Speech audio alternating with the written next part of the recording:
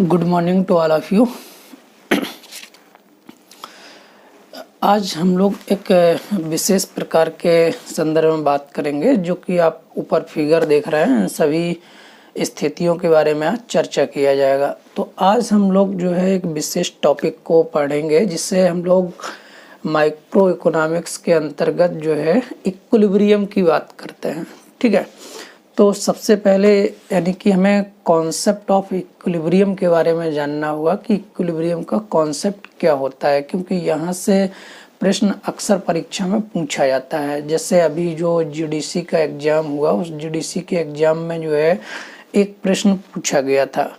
अब संतुलन की अवधारणा के बारे में बात करेंगे, तो इसका विचार क्या है, कैसे संतुलन की स्थिति पर पहुँचा जाए, कब संतुलन से स्थितियां असंतुलन में आती हैं।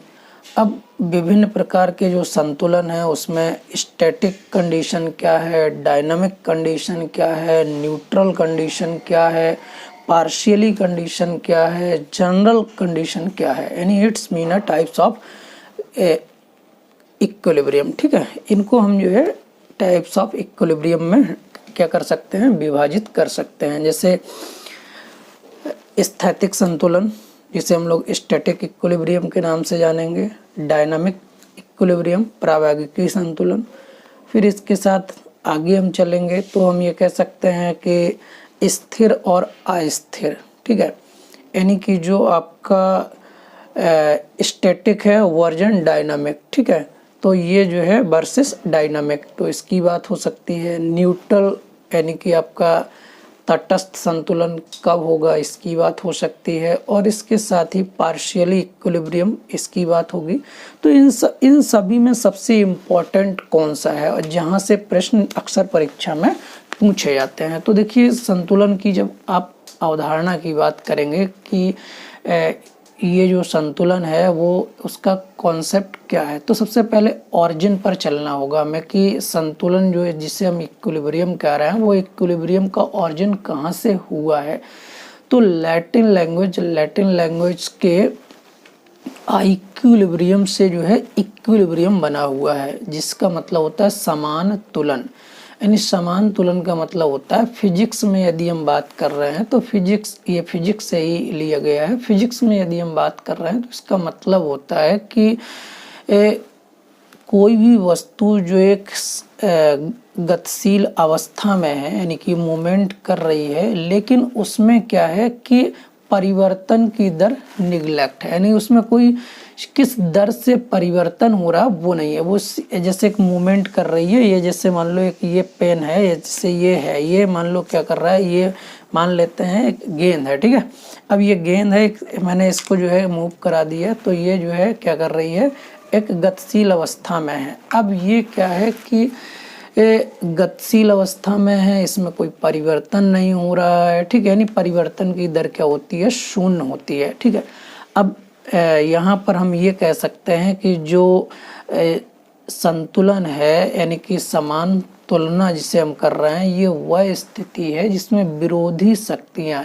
जो अपोज, यानी कि जो एक दूसरे को क्या कर रही हैं, यानी कि विरोध करती हैं। ठीक है, जैसे प्राइस डिमांड। ठीक है, या हम कह रहे हैं प्राइस है, डिमांड है, या सप्लाई है। ये मान लो कुछ पावर्स हैं इकोनॉमी की, जो क्या कर रही हैं, एक दूसरे को क्या कर रही हैं, विरोधी जो शक्तियां हैं वो एक दूसरे को निष्प्रभावी किए हुए हैं। उसमें कोई मतलब एक शक्ति दूसरे शक्ति को क्या कर रही है, प्रभावी नहीं होने दे रही है, वो अपने अपने जगह पर हैं।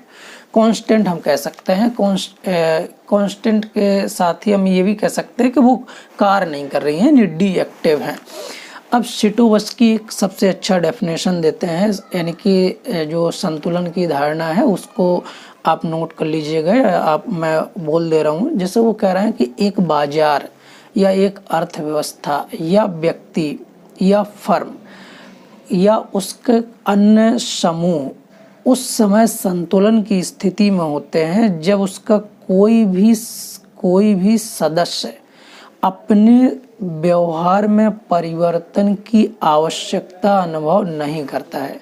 इसका मतलब आप समझ लीजिए कि कोई भी व्यक्ति है, कोई भी फर्म है, कोई भी उद्योग है, यानी कि वो क्या कर रहा है, जो उसका व्यवहार है उसके व्यवहार में वो परिवर्तन नहीं करना चाह रहा है, यानी कि वो एक ऐसी स्थिति में पहुंच गया है जहां से वो अपने आप को हटाना नहीं चाह रहा है, या वो अपना कोई भी बिहेवियर चेंज नहीं कर रही है, यानी कोई भी परिवर्तन नहीं कर रही है, कोई प्रतिक्रिया नहीं दे रही है अपने व्यवहार में। इसलिए किसी समूह के संतुलन के लिए यदि कोई ग्रुप का संतुलन होने जा रहा है तो ये आवश्यक है कि उसके सभी सदस्य संतुलन में हों।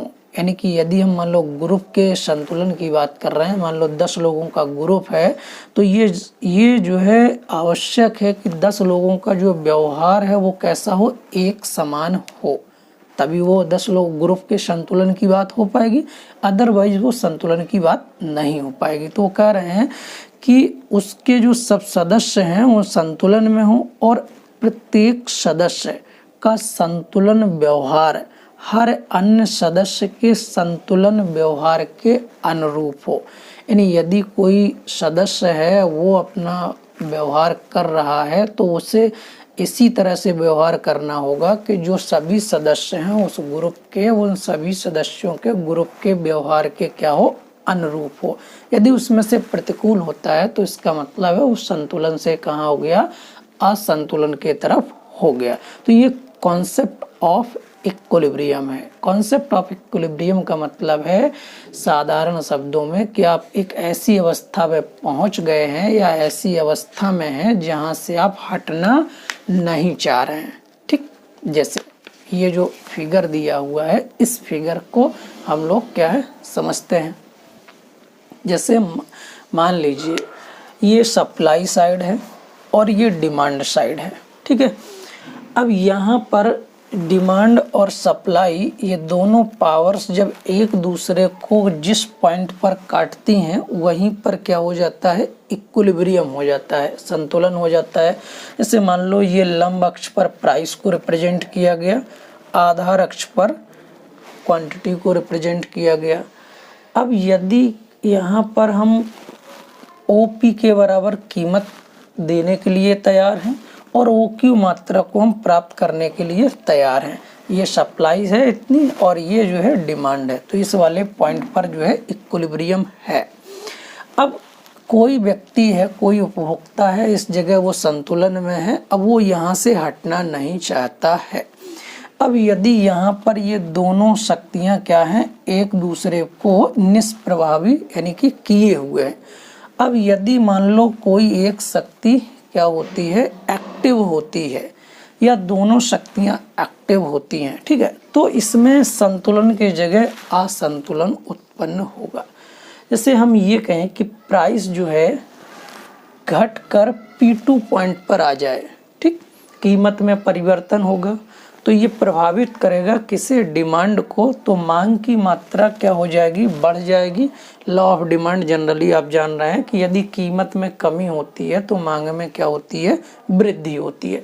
तो प्राइस में P से P2 हमने कीमत कम कर दिया, मान लो प्राइस पहले 8 रुपए थी, वो कम होकर के 6 रुपए हो गई, तो डिमांड क्या हो जाएगी, बढ़ जाएगी। डिमांड कितना हो गया, यानी कि ई वाले पॉइंट से कहाँ बढ़ गया डिमांड, डी वाले पॉइंट तक हमने ये बढ़ा दिया। तो अब व्यक्ति क्या कर रहा है, OP2 कीमत देने के लिए तैयार है और कितना डिमांड कर रहा है, वो जो है यानी कि Q2 मांग की मात्रा कर रहा है। तो अब यहाँ पर क्या हो गया, डिस्टरबेंस हो गया, संतुलन जो है असंतुलन में हो गया। तो अब पुनः जो है संतुलन के तरफ क्या किया जाएगा, प्रयास किया जाएगा, कुछ शक्तियाँ इसको संतुलन के तरफ लाने का कार्य करेंगे जिससे कि यह असंतुलन में न जाए। या हम दूसरी कंडीशन कह सकते हैं कि मान लो कीमत जो है 8 रुपए से बढ़ करके 10 रुपए हो जाए, तो जब 10 रुपए हो जाएगा तब भी कीमत यदि बढ़ेगी तो मांग की मात्रा क्या हो जाएगी, यानी कि कितनी थी पहले, ई थी, अब कितनी हो जाएगी, E1, यानी कि कम हो गई, मांग की मात्रा कम हो गई। पहले डी हो गई थी, बढ़ गई थी, अब कम हो गई है। क्यों, क्योंकि कीमत बढ़ी तो मांग की मात्रा कम हो गई। अब जब कीमत बढ़ी है तो मांग की मात्रा कम हो गई है, इसका मतलब है अब पुनः संतुलन जो है क्या हो जाएगा, डिस्टरबेंस हो जाएगा। अब यहाँ देखिए सप्लाई जो है क्या हो जाएगी, ज़्यादा हो जाएगी, यानी कि ये वाली साइड ज़्यादा बड़ी हो गई, ये वाली साइड छोटी हो गई। तो पहले वाले कंडीशन में हम बात कर रहे हैं, पहले वाले कंडीशन में मान लो हमने कहा कि P2 कीमत थी और ये S वाला एक पॉइंट है और ये D वाले पॉइंट यहाँ डिनोट कर दिया। तो यहाँ पर पहले यानी कि कीमत कम हुई तो मांग में वृद्धि हो गई, यानी ई से हम कहाँ आ गए, डी वाले पॉइंट पर आ गए। तो हम ये कह सकते हैं यहाँ कि P2 ये जो है यानी कि P2D is greater than P2S, यानी यहाँ पर ये P2D is greater than P2S, यानी मांग क्या है, ज़्यादा है, किससे है, सप्लाई से। ठीक है, दूसरी कंडीशन ये हो सकती है कि यहाँ पर हम डिनोट कर दें कि P1D इज लेस देन किससे, यानी कि P1S1, यानी यहाँ पर जो है P1 और S1 यानी ये P1 S1 अधिक है, किससे है, यानी कि P1 D1 से, यानी इसका मतलब है कि आपूर्ति अधिक है, मांग कम हो गई है। तो पुनः क्या किया जाएगा, शक्तियाँ एक्टिव होंगी जो ई वाले पॉइंट को प्राप्त करना चाहेंगे, यानी ई वाला पॉइंट जो है वो संतुलन का बिंदु है, जहाँ पर पहुँचने के बाद क्या होता है कि व्यक्ति या फर्म या उद्योग जो है हटना नहीं चाहती है। तो इससे हम लोग क्या कह रहे हैं, एक जो है अवधारणा है किसकी, संतुलन की, इक्विलिब्रियम की। अब स्टैटिक इक्विलिब्रियम की बात किया जाए, स्थैतिक संतुलन क्या है, तो देखिए ये जो है संतुलन की एक और विशेषता को प्रकट कर रहा है, क्या कि यह टिकाव की वह स्थिति होती है जिसमें गति की ऐसी विशेषता है कि वह विरोधी शक्तियां एक दूसरे को संतुलित करती हैं, और एक बार जब यह स्थिति आ जाती है तो इससे दूर जाने की प्रवृत्ति नहीं होती है। यानी हम ये कह रहे हैं कि स्टैटिक संतुलन का मतलब है कि दो पावर्स हैं, दो यानी शक्तियां हैं जो एक दूसरे को क्या कर रही हैं, इस प्रकार से प्रयास कर रही हैं कि वो एक स्थिति में ले आएं, और एक स्थिति में ले आने के बाद व्यक्ति उस स्थिति से जो है अलग ना जाए। तो ये एक ऐसी आनंद जो है दायक स्थिति है जिसमें हर व्यक्ति, उद्योग, फर्म, साधन यानी क्या कर रहा है, प्राप्त करना चाहता है। जब यह स्थिति आ जाती है तो कोई भी इसे छोड़ना नहीं चाहता है। एग्जाम्पल की यदि बात किया जाए तो एक फर्म उस समय संतुलन में स्थिति में होती है जब उसका लाभ क्या हो, अधिकतम हो, या हम ये कहें कि वह अपने उत्पादन को बढ़ाने में कोई रुचि नहीं रखती है। यानी कि कोई भी फर्म है वो संतुलन में तब आ रही है वो, यानी कि अब वह उससे ज़्यादा उत्पादन नहीं करना चाह रही है। क्यों? क्योंकि या कम भी नहीं करना चाह रही। क्यों? क्योंकि वो एक जो है मैक्सिमम लाभ को गेन कर रही है। तो उसी तरीके से एक उपभोक्ता है, यदि वो उसके पास जो मुद्रा है, जो इनकम है, वो व्यय कर रहा है, व्यय उतना कर रहा है जिस वस्तु से उसे मैक्सिमम से मैक्सिमम जो है सेटिस्फैक्शन मिल रहा है, तो अब वो उससे कम या प्राप्त करने का प्रयास नहीं करता है। तो यहाँ पर एक उदाहरण जो है वो है प्रोफेसर वोल्डिंग का। प्रोफेसर वोल्डिंग क्या कह रहे हैं, एक गेंद जो समान गति से लुढ़कती जा रही है, और यह इससे भी अच्छा उदाहरण वो बता रहे हैं कि आप एक वन का या जंगल का ले लेते हैं, जिसमें एक जंगल है और उस जंगल में क्या है, कई पेड़ लगे हुए हैं, जिसमें से कुछ पेड़ कटते हैं, कुछ पेड़ अपने आप नष्ट हो जाते हैं, कुछ पेड़ उग आते हैं, और ये ऐसा होता है। लेकिन फिर भी पूरे जंगल के स्ट्रक्चर में उसमें कोई परिवर्तन नहीं होता है। तो यहाँ पर आप साफ तरीके से समझ सकते हैं कि जैसे हम ये कहें कि मान लो ये यानी गेंद है और ये क्या है, यानी लुढ़क रही है, इसका मतलब ये यानी कि मूवमेंट कर रही है, गति कर रही है, चल रही है। ठीक है, तो इससे हम लोग क्या कह रहे हैं, स्टैटिक जो है इक्विलिब्रियम की कंडीशन में कह रहे हैं। स्टैटिक इक्विलिब्रियम की कंडीशन को हम यह भी कह सकते हैं कि स्टैटिक यानी कि स्थैतिक जो है, जो संतुलन है, वो हम यह भी कह सकते हैं कि जैसे मान लो ये कटोरा है, ठीक है, इस कटोरे में ये जो है गेंद रखी हुई है। फिलहाल आपको कटोरा नहीं कटोरी नज़र आ रही होगी, और वो जो है ये वास्तव में कटोरी ही है। ठीक है, मान लो ये गेंद है, ये इस कटोरे में रखी हुई है। अब इसमें जो है यानी कि मूवमेंट हो गया, और मूवमेंट होने के बाद ये मूवमेंट करके ये किसी न किसी एक बिंदु पर रुक जाती है। मान लो शक्तियाँ थी, कार्य कर रही थी, एक्टिव होने के बाद वो जो है मूवमेंट करने के बाद एक जगह पर रुक गई। अब यह क्या है, इससे हटना नहीं चाह रही है, तो ये क्या है, एक स्टैटिक जो है इक्विलिब्रियम की कंडीशन है, यानी कि इससे हम लोग क्या कह रहे हैं, एक स्थिर है। अब यदि हम इसी को यानी क्या करें, डायनामिक करें, यानी डायनामिक का मतलब ये है कि अब हम स्थिर को अस्थिर कर दें, यानी इसके संतुलन को क्या कर दें, बिगाड़ने का प्रयास करें। अस्थिर संतुलन की बात करें तो इसमें हम क्या करें, इसके कुछ चरों में, वेरिएबल्स में, या हम इसमें कुछ इस तरीके का परिवर्तन करें कि उसमें जो शक्तियां हैं वो एक्टिव हो जाएं और वो कार्य करने लगें। जैसे कि डायनामिक की बात किया जाए तो डायनामिक में ये है, प्राइस है, मात्राएं हैं, या इनकम है, इंटरेस्ट है, जो टेक्नोलॉजी है, पॉपुलेशन है, ये सभी लगातार क्या होते हैं, चेंज होते रहते हैं। तो हम ये कह रहे हैं कि मान लो कोई ये गेंद थी, ये गेंद जो है इस तरीके से लुढ़क रही है, ये क्या है, स्टैटिक का एग्जाम्पल है, और इसमें कोई परिवर्तन की दर नहीं है, यानी कीमत है, इनकम है, या इंटरेस्ट है, या जो टेक्नोलॉजी है, या पॉपुलेशन है, इकोनॉमी में, ये सब क्या है, यानी कि इनकी रेट में कोई भी चेंज नहीं है। ठीक, जबकि स्टैटिक्स में क्या है, उसमें डायनामिक में क्या है, ये सारी चीज़ें बदल रही हैं। ठीक है, इनमें परिवर्तन हो रहा है, इसलिए समय के एक निश्चित अवधि में संतुलन के बजाय क्या हो जाता है, डिस्टरबेंस हो जाता है, यानी कि इक्विलिब्रियम की जगह पर अनइक्विलिब्रियम या डिसइक्विलिब्रियम जनरेट हो जाता है। अब असंतुलन की स्थिति जब जनरेट हो जाती है तो इसको प्रोफेसर जेके मेहता अपने शब्दों में डिफाइन करते हैं। वो कहते हैं निश्चित अवधि के बाद जब संतुलन की अवस्था भंग हो जाती है तो वो डायनामिक इक्विलिब्रियम कहलाता है। वो कहते हैं कि निश्चित यानी कि समय के बाद जब संतुलन की अवस्था, जो भी हम इक्विलिब्रियम के पॉइंट पर थे, वो जब भंग हो जाती है तो क्या होता है, एक डायनामिक स्थिति यानी कि जनरेट होती है, जिसे हम लोग कॉवेब मॉडल के आधार पर बहुत अच्छे से समझ सकते हैं, जैसा कि कॉवेब मॉडल में दिखाया जाता है। कॉवेब मॉडल देखिए, कॉवेब मॉडल ये है, यानी कि डायनामिक संतुलन की स्थिति आप जो है प्राप्त करेंगे। तो यहाँ पर देखिए जो है ए पॉइंट है, ये सप्लाई साइड है और ये डिमांड साइड है। ठीक है, ओपी पॉइंट पर क्या है, यानी इस वाले पॉइंट पर व्यक्ति इतना कीमत देने के लिए तैयार है, इतना डिमांड कर रहा है, और इस वाले पॉइंट पर वो क्या है, इक्विलिब्रियम में है। अब यदि मान लो शक्तियाँ एक्टिव होती हैं, कुछ पावर्स हैं, कुछ वेरिएबल्स हैं, उनमें क्या हो जा रहा है, यानी कि गति हो जा रही है, समय के साथ वो चेंज हो रहे हैं।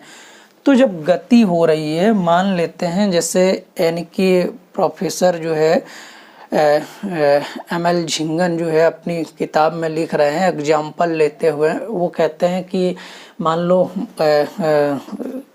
कुछ व्यक्ति हैं जो मछली की डिमांड कर रहे हैं, वो और उसी अवस्था में उसी दर से मछली की डिमांड करते हैं जिस दर से क्या हो रहा है, यानी सप्लाई हो रही है। तो यहाँ पर डिमांड और सप्लाई दोनों बराबर हैं, तो वो क्या है, यानी कि संतुलन की स्थिति में है। अब यदि मान लो यानी मछली की डिमांड जो है क्या हो जाए, बढ़ जाए, लोगों में रुचि मछली खाने के प्रति अधिक हो जाए, तो ऐसी स्थिति में डिमांड यदि बढ़ती है तो डिमांड यानी पहले ए वाले पॉइंट पर थी, यहाँ पर अब ये बढ़ जाती है तो यहाँ पहुँच जाएगी जी वाले पॉइंट पर। अब यदि डिमांड बढ़ेगी तो इसका मतलब है कि डिमांड बढ़ गई तो क्या करेगी, ये मांग को भी बढ़ाने का कार्य करेगी। अब जब डिमांड बढ़ेगी तो क्या होगा, प्राइस भी इंक्रीज करेगी। अब प्राइस जब इंक्रीज करेगी तो देखिए ये प्राइस जो है यहाँ से इंक्रीज कर रही है, तो ये प्राइस जो है पहले कितना था, पी था, अब डिमांड अचानक बढ़कर इतना हो गई तो यहाँ पर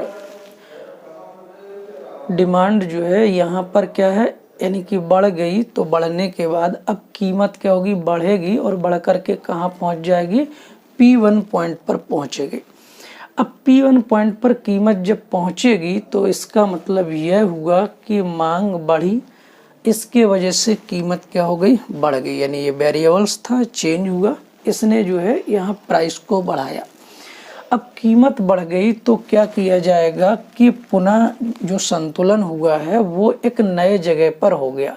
यानी कहाँ पर, सप्लाई को इसने यहाँ पर G पॉइंट पर काटा और G पॉइंट पर काटने के बाद जो है यहाँ पर क्या हुआ, ये मान लो ये P3 के बराबर हम मान लेते हैं, यहाँ कीमत है और ये G पॉइंट है और ये यहाँ पर Q3 क्या है, डिमांड है। ठीक है, एक नए इक्विलिब्रियम के जगह पर ये जो है पहुंच गया। अब कीमत यहाँ बढ़ी थी, तो कीमत बढ़ी है तो क्या किया जाएगा, मांग को यानी कि जो बढ़ी हुई थी उसको पूरा करने के लिए हम क्या करेंगे, उत्पादन को बढ़ाएंगे। अब मान लो मछली की डिमांड अचानक बढ़ गई, लोगों में रुचि जग गई, तो क्या मछली का उत्पादन अचानक जो डिमांड बढ़ी तो क्या वो सप्लाई जो है एक ही बार में जितनी डिमांड बढ़ी थी उतना हो जाएगा, नहीं। तो सप्लाई को धीरे धीरे क्या किया जाएगा, बढ़ाया जाएगा और एक टाइम लैग होगा, यानी कि समय लगेगा, कुछ ना कुछ तो समय लगेगा, चाहे वो T1 समय लगे, चाहे वो T2 समय लगे, चाहे वो T3 समय लगे, और फिर यानी कि इस तरीके से वो एक समय आएगा जहां पर सप्लाई को क्या किया जाएगा, डिमांड के बराबर हो जाएगा। तो यहाँ पर देखिए सप्लाई जो है बढ़ाई जाएगी, प्राइस बढ़ी थी तो सप्लाई बढ़ाई जाएगी, तो ये मान लो S वाले पॉइंट पर आएगी। सप्लाई बढ़ाई गई तो यहाँ पर जब P1 प्राइस हो गई थी तो अब Q1 क्या हो गया, डिमांड हो गया, यानी कि Q1 मात्रा बढ़ गई, यानी कि अब उत्पादन की मात्रा को क्या किया गया, बढ़ाया गया, जिससे क्या किया जाए कि वस्तुओं की जो, यानी हमने जिस एग्जाम्पल को लिया मछली वाले को, वो मछली क्या किया जाए, उसकी उत्पादन की मात्रा बढ़ाई जाए जिससे कि कीमत क्या हो, कम हो, संतुलन स्तर के आधार पर आए। तो ठीक है, तो यहाँ Q1 मात्रा का उत्पादन होने लगा। अब फिर जो है क्या किया जाए, Q1 मात्रा का जब उत्पादन होने लगा तो पुनः कीमत को क्या किया जाएगा, यानी कि कम होगी ये कीमत, ये पावर्स कीमत को कम करने का काम करेगी। तो मान लो ये D वाले पॉइंट पर जब उत्पादन इतना बढ़ गया, Q1 हो गया, तो पुनः जो है ये यानी कि जो मात्रा है बढ़ी हुई सप्लाई साइड वाली, वो क्या करेगी, कीमत को कम करेगी और P2 पॉइंट पर कीमत आ जाएगी।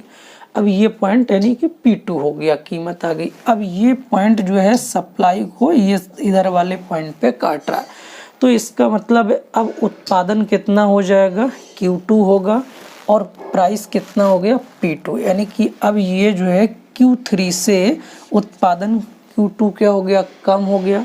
अब संतुलन कहाँ है, संतुलन G पॉइंट पर है, जो कि यहाँ पर होना चाहिए हम व्यक्ति को, अब वो यहाँ पर नहीं है, तो फिर ये इसके नीचे संतुलन है, अब इस पर पहुँचना चाह रहा है, तो फिर पुनः क्या होगी, कीमत क्या होगी, ये उत्पादन जो है जो इतना यानी हो गया है, ये पुनः क्या करेगा, कीमत को बढ़ाएगा। ठीक है, यानी कि अब कीमत को बढ़ाएगा तो पुनः क्या होगी, अगली कीमत बढ़ेगी और पुनः कीमत कहाँ पर पहुँच जाएगी, यानी बढ़ जाएगी, और पुनः जब कीमत बढ़ जाएगी तो पुनः सप्लाई को बढ़ाया जाए जिससे कि ये G वाले पॉइंट पर हम पहुंच जाएं, यानी इस वाले संतुलन पर पहुंच जाएं। तो ये वाले संतुलन पर जब हम पहुंचते हैं तो यहाँ पर आने का प्रयास किया जा रहा है, और ये क्या है, एक डायनामिक संतुलन की स्थिति है। तो ये डायनामिक इक्विलिब्रियम की कंडीशन हो गई। अब स्टैटिक की बात किया जाए तो इसको डायनामिक की बात हो गई, इसका मतलब है संतुलन जो है असंतुलन स्थिति में हो गया था और उसमें कुछ वेरिएबल्स एक्टिव हो गए थे, पावर्स एक्टिव हो गई थी, जिससे वो नए संतुलन की तरफ जा रहे हैं और वहाँ पर संतुलन में रहेंगे। अब स्टैटिक बनाम डायनामिक, यह हम ये कह सकते हैं कि स्थिर बनाम अस्थिर। तो ये डायनामिक तो प्रावेगिक हो गया, ठीक है, यानी कि एक जगह हम संतुलन में थे, वेरिएबल्स क्या हुए, कुछ परिवर्तन हुए, कीमतें परिवर्तन हो गई, टेक्नोलॉजी परिवर्तन हो गई, पॉपुलेशन चेंज हो गया, यानी कि अर्थव्यवस्था में चेंज हुआ समय के साथ। जब चेंज हुआ तो उसको हमें नए संतुलन पर लाना है, तो नए संतुलन पर लाने के लिए कुछ न कुछ तो समय लगेगा। इसलिए जब अब समय लगेगा तो हम जब नए संतुलन पर पहुंचेंगे तो इसी को कहा जाता है टाइम लैग, यानी कि इसको हम कह सकते हैं समायोजन, यानी कि समय समायोजन के साथ एक संतुलन की स्थिति, जिसे कॉबे मॉडल के द्वारा जो है टाइम लैग एडजस्टमेंट जो है यानी कि इक्विलिब्रियम के संबंध में हम लोग इसे जान रहे हैं। अब हम बात कर रहे हैं यानी कि ये तो कंडीशन हो गई किसकी, यानी कि जनरल इक्विलिब्रियम की। जनरल का मतलब है यानी कॉन्सेप्ट ऑफ इक्विलिब्रियम। एक हमने बात किया किसकी, स्टैटिक की, जिसमें कोई यानी कि गति तो हो रही है लेकिन उसमें परिवर्तन नहीं हो रहा है। एक हमने बात किया कि एक जगह संतुलन था, उसमें कुछ वेरिएबल शक्तियां एक्टिव हो गई जिससे वो अस्थिर हो गया, फिर वो पुनः नए संतुलन को क्या करना चाह रहा है, प्राप्त करना चाह रहा है और उस संतुलन पर वो पहुंच रहा है, लेकिन उसमें क्या लग रहा है, धीरे धीरे टाइम लग रहा है। ठीक है। अब स्थिर और अस्थिर, तो स्थिर और अस्थिर की जब बात किया जाए तो इसका सबसे अच्छा उदाहरण जो है ये आप जो है इसको देखिए। जैसे स्थिर की बात किया जाए तो हमने आपको बताया कि जो यानी कि एक एग्जाम्पल है, ये मान लो एक कटोरे का एग्जाम्पल है। कटोरे में रखी हुई जो अंदर गेंद है वो देखिए मूवमेंट कर रही है, मूवमेंट करके किसी ना किसी एक पॉइंट पर आकर के रुक जा रही है, तो ये क्या हो गया, स्थिर की कंडीशन हो गई। ठीक है। यानी कि अब यदि इस अस्थिर की बात किया जाए, अस्थिर के संदर्भ में इसको हम चेंज कर दे रहे हैं, ये कंडीशन हो गई अस्थिर की, यानी कि गड़बड़ी, कुछ वेरिएबल्स में जो है गड़बड़ी हो गई जिसकी वजह से वो अस्थिर हो गए, यानी कि ये स्थिति रखी हुई है। ठीक है। ये मान लो एक कंडीशन है, ये है यानी कि ये संतुलन की स्थिति में है अस्थिर। लेकिन अब यदि इसमें थोड़ा सा भी चेंज हुआ, यानी थोड़ा सा भी इसमें कुछ भी परिवर्तन हुआ तो वह अपने बिंदु पर पुनः वापस नहीं आएगी। जैसे ये गई, ठीक है, हिलने पर ये क्या हो गई, यानी कि वापस चली गई, अब ये वापस नहीं आ सकती। तो ये अस्थिर की क्या है, स्थिति है। जैसे कि अंडा है, अंडा जब खड़ा हुआ है, ऐसे रखा हुआ है, तो वो क्या है, एक स्टैटिक यानी कि स्थिर अवस्था में। लेकिन अगर उसमें मोमेंट हो जाता है, थोड़ा सा मोमेंट हो जाता है, तो वो फिर क्या होता है, लेटा हुआ हो जाता है और वो एक उसी अवस्था में क्या होता है, ना रहता है। तो ये एग्जाम्पल के रूप में आप इसको लिख सकते हैं। जैसे कि जो पीगू है, पीगू एक एग्जाम्पल दे रहे हैं, एक भारी, यानी कि जैसे आपने देखा होगा जो जहाज है वो समुद्र में आप देख रहे हैं, यानी कि क्या है, स्थिर अवस्था में है, मतलब वो डूब नहीं रहा है। वो कह रहे हैं कि एक भारी निर्धारण यानी कील वाला जहाज जो संतुलन की स्थिति में होता है। शुम्पीटर जो है, जो हमने अभी आपको एग्जाम्पल दिया, जो एग्जाम्पल आपने देखा, वो कह रहे हैं कटोरा और गेंद का जो एग्जाम्पल ले रहे हैं। वो कटोरे में टिकी हुई जो गेंद है वो संतुलन में है, वो स्थिति में होती है संतुलन के, क्योंकि उसे यदि हम छेड़ देते हैं तो वह आगे पीछे घूमकर अंत में अपने प्रारंभिक स्थिति पर आ जाती है। ठीक है, और वहाँ पर टिक जाती है। तो मार्शल भी इसी तरीके की बात करते हैं। मार्शल कह रहे हैं एक अंडा जो अपने एक सिरे पर संतुलित कर दिया गया, वह बिल्कुल थोड़ा सा यदि हिल जाता है तो वह गिर पड़ेगा और लंबाई के रुख में लेट जाएगा। ठीक है, तो ये 3 एग्जाम्पल के थ्रू आप समझ सकते हैं, जिसमें मैंने एक एग्जाम्पल आपको व्यवहारिक दिया है। ठीक है। अब एक कटोरे को यदि उलट दिया जाए और गेंद को उसके ऊपर के सिरे पर रख दिया जाए तो वह अस्थिर संतुलन की स्थिति में होगा, क्योंकि ऐसी स्थिति में गेंद को थोड़ा सा धकेल दिया जाए तो वह कटोरे के ऊपर से गिर करके भूमि पर आ जाती है और फिर वह अपनी स्थिति पर नहीं लौट पाती है। तो ये जो है एग्जाम्पल हैं, जिन एग्जाम्पल का हमने आपको यानी कि सचित्र उदाहरण के रूप में जो यहाँ दिए गए उसका आपको प्रैक्टिकल करके बता दिया कि स्थिर बनाम अस्थिर क्या है। अब तटस्थ की बात आती है, यानी कि तटस्थ संतुलन क्या है। तो जब प्रारंभिक संतुलन की स्थिति में गड़बड़ पैदा होती है, जैसे मान लो ये संतुलन की स्थिति थी, इसमें डिस्टरबेंस हुआ, या मान लो ये संतुलन की स्थिति थी, इसमें डिस्टरबेंस हुआ, ठीक है, पैदा होती है, तो ये गड़बड़ पैदा करने वाली जो पावर्स हैं, शक्तियां हैं, उसे संतुलन की नई स्थिति में ले आती हैं। और जब आ करके यानी कि वो जहाँ पर आकर के वो क्या हो जाते हैं, उस अवस्था में आकर के टिक जाती हैं। यदि मान लो ये है, ये डिमांड है और ये सप्लाई है, या मान लो ये डिमांड है और ये सप्लाई है, तो यहाँ पर जो वेरिएबल्स हैं, यानी कि अगर इसमें थोड़ा सा भी डिस्टरबेंस होता है तो यहाँ पर जो डिस्टरबेंस करने वाली पावर्स हैं, यानी शक्तियाँ हैं, वो संतुलन की नई स्थिति में उसको ले आ रही हैं और वहाँ पर आकर के व्यवस्था टिक जाती है, यानी स्थिर हो जाती है।